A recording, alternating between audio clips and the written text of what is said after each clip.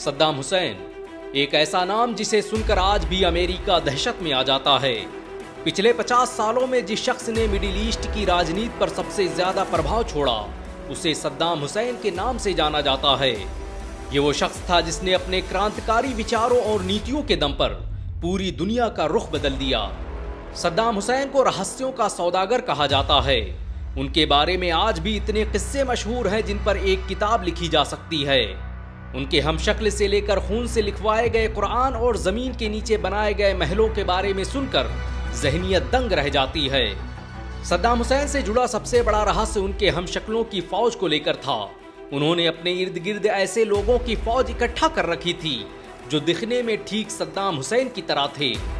सद्दाम हुसैन ने रूस और जर्मनी की मदद से प्लास्टिक सर्जरी के जरिए ऐसे हमशक्ल बनवाए जिनकी आवाज और चेहरा हूबहू सद्दाम हुसैन जैसा था। सद्दाम हुसैन अपने वक्त में अरब देशों के सबसे मशहूर इंसान थे। अमेरिका ने सद्दाम हुसैन को कई बार कत्ल करवाने की कोशिश की। यही वजह है कि सद्दाम हुसैन जब भी बाहर निकलते तो पहले उनके हमशक्ल को गाड़ी से रवाना किया जाता ताकि सद्दाम हुसैन को बचाया जा सके। सद्दाम हुसैन के खाना खाने से पहले उसे हर दिन लेबोरेटरी में चेक करने के लिए भेजा जाता था और ये सब इसलिए था ताकि सद्दाम हुसैन को सुरक्षित रखा जा सके। सद्दाम हुसैन ने सिर्फ अपने बॉडी डबल ही नहीं बनवाए बल्कि उनके बेटे उदय हुसैन का भी बॉडी डबल मौजूद था।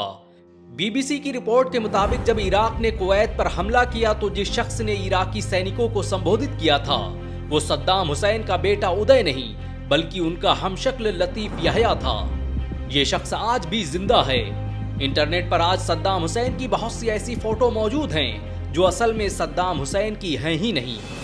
सद्दाम हुसैन से जुड़ा दूसरा सबसे बड़ा रहस्य उनके खून से लिखा गया वो कुरान था जो आज भी उम्मुल कुरा मस्जिद के तहखाने की तिजोरी में बंद है।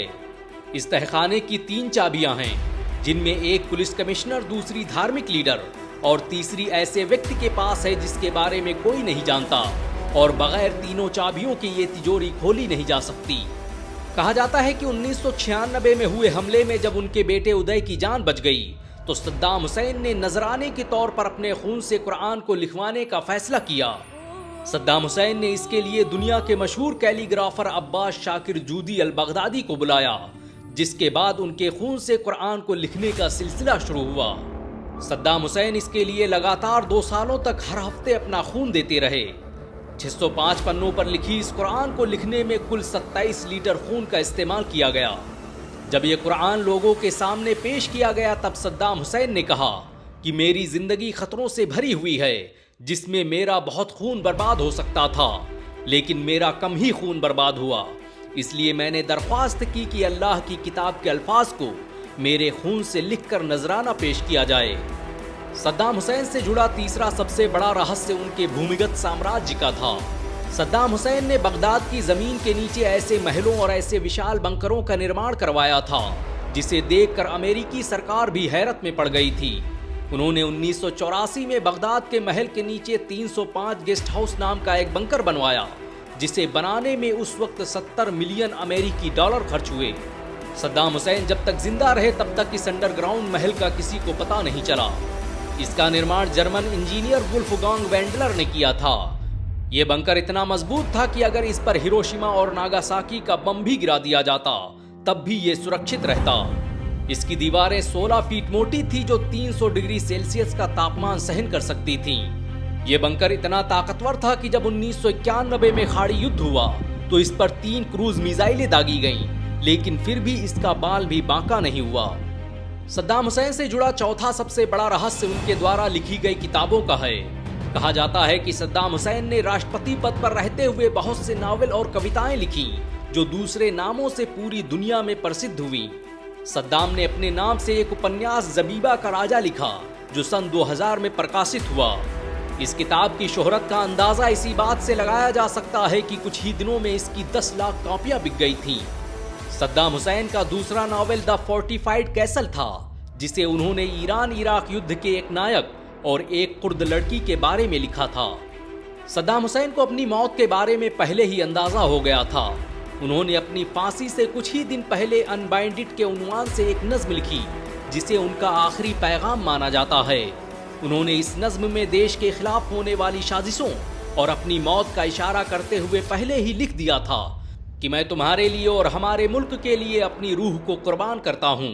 कठिन समय में खून सस्ता होता है, लेकिन हमला करते समय हम कभी घुटने नहीं टेकते और ना ही झुकते हैं। हम दुश्मनों के साथ भी इज्जत से पेश आते हैं। सद्दाम हुसैन से जुड़ा पांचवा सबसे बड़ा रहस्य उनका वो खजाना है जो आज भी दुनिया के लिए कौतूहल का विषय बना हुआ है। 1997 के दौरान सद्दाम हुसैन के पास $40 बिलियन से अधिक की संपत्ति थी, जो इराक हमले के दौरान गायब कर दी गई। अमेरिकी सेना ने सिर्फ सद्दाम हुसैन को ही नहीं लूटा, बल्कि लोगों के घरों में घुसकर नकदी और सोना चांदी की चोरी की, जिसे इतिहास की सबसे बड़ी डकैती का नाम दिया जा सकता है। सर्जेंट मैट नोवक और अमेरिका के 5 अन्य सैनिकों ने मिलकर इराक में $12.3 मिलियन की चोरी की, जिसमें 2 को अमेरिकी सरकार ने प्रमोशन भी दिया। आपको यह जानकर शायद हैरानी हो सकती है कि अमेरिका ने खुद अपने 91 सैनिकों पर सद्दाम हुसैन की अरबों की संपत्ति को हड़पने का मुकदमा चलाया था। सद्दाम हुसैन ने आखिरी वक्त में देश के रिजर्व बैंक को बचाने के लिए जो 920 मिलियन अमेरिकी डॉलर बंकरों में छुपा के रखे थे, अमेरिकी सैनिकों ने उन्हें भी लूट लिया। ये पैसा कहां गया, इसके बारे में आज तक कोई नहीं जानता। सद्दाम हुसैन से जुड़ा सबसे बड़ा रहस्य उनका कफन और डेड बॉडी है, जो आज इस दुनिया से अदृश्य हो चुके हैं। सद्दाम हुसैन इस वक्त कहां दफन है, ये किसी को नहीं पता। 30 दिसंबर 2006 को फांसी के बाद जब सद्दाम हुसैन के शव को उनके आबाई वतन अल-औज़ा ले जाया गया, तो वहीं पर उनके बेटे उदय और कुसै की कब्र के बगल में उनकी तदफीन की गई। लेकिन साल 2014 और 15 के दौरान अचानक उनकी लाश कब्र से गायब कर दी गई। ऐसा करने वाले कौन थे और ये कैसे हुआ, इसके बारे में आज तक किसी को कुछ नहीं पता। लेकिन कहा जाता है कि ये उनके विरोधियों का काम था, जो उनकी मौत के बाद भी उनसे दुश्मनी निकाल रहे थे। ये भी कहा जाता है कि सद्दाम हुसैन के कबीले वालों ने दहशतगर्दाना हमले के खतरे को देखते हुए खुद ही उनके मकबरे को किसी गुप्त स्थान पर मुंतकिल कर दिया था।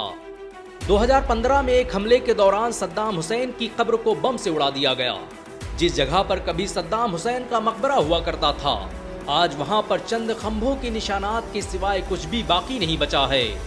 सद्दाम हुसैन ने पश्चिमी ताकतों को कितनी चोटें पहुंचाई थीं, उसका अंदाजा इसी बात से लगाया जा सकता है कि वो अपनी शहादत के बाद भी जालिमों के लिए नश्तर का काम करते रहे।